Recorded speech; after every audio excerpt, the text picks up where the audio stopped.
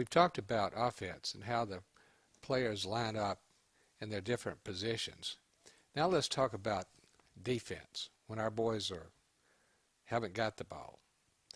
There are three basic defensive positions on defense, and they are defensive lineman, linebacker, and defensive back. First, let's talk about the lineman. Linemen play at the line of scrimmage directly across from the offensive line. They are identified here as defensive tackles, labeled DT, or defensive ends, labeled DE. Linebackers stand 2 to 4 yards behind the defensive line. They are identified as strong, middle, and weak linebackers. They're shown here as SLB for strong linebacker, and MLB for middle linebacker, and WLB for the weak linebacker. Now these titles don't have anything to do to the strength of the individual player. They're only an indication of the position of the linebacker in relationship to how the other team lines up. Strong linebackers line up on the same side as the offensive tight end.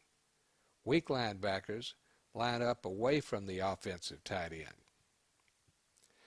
Now defensive backs can stand behind the linebackers or to the side of the line. Linebackers include cornerbacks, shown here as CB, and a strong safety, shown as SS.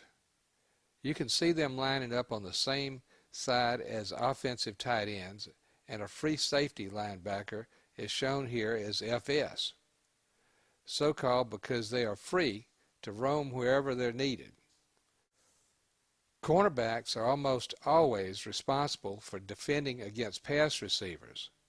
Safeties often defend receivers as well, but they are usually positioned in the center of the field to be prepared to stop a run if that is what the offense decides to do. Now the rules regarding defensive formations are not as complex as they are for the offense. The defense may line up anywhere on its side of the neutral zone, and players are free to move at any time before the ball is snapped. But all defensive players must remain on their side of the neutral zone, which is defined as the width of the ball before the snap. If they line up on the wrong side of the line, the offending players will be called for offsides. Now let's learn two basic formations used in football. Let's start off with the 4-3. This is the basic defense of most teams.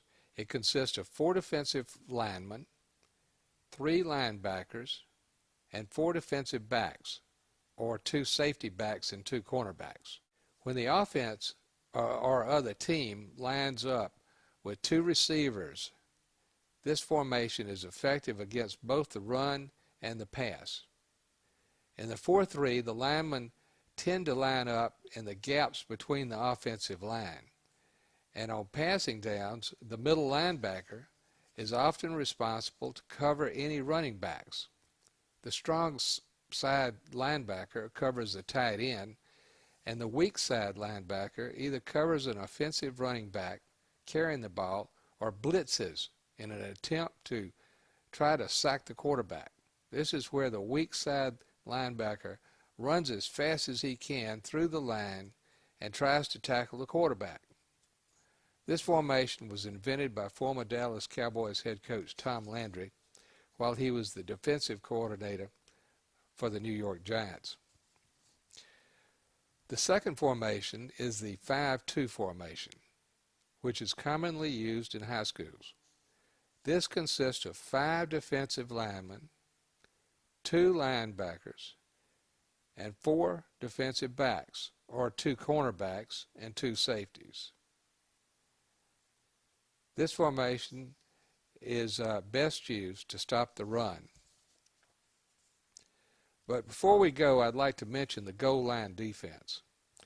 This is used on the goal line or in short yardage situations, like they might be 3rd down and 1 yard to go. This is where the entire defensive line lines up close to the line of scrimmage in an attempt to stop an expected running play. It is usually used to counter a goal line offense. Since there's not more than 10 or 11 yards of field left, the safeties can be pulled in for more linemen or linebackers.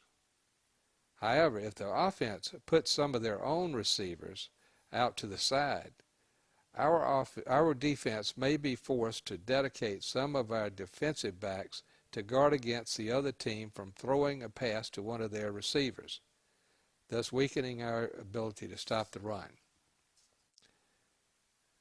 There are more formations than just these 2 or 3. Clearly, the formation ideas are endless, bound only by the individual and collective abilities of a defensive unit. More formations may be called for when a coach feels that his team is at a particularly disadvantage due to player matchups. So now you can see that the defense can play a little looser than the offense, so they can adjust for whatever opposing team with the ball is up to. So now let's get back to the game today.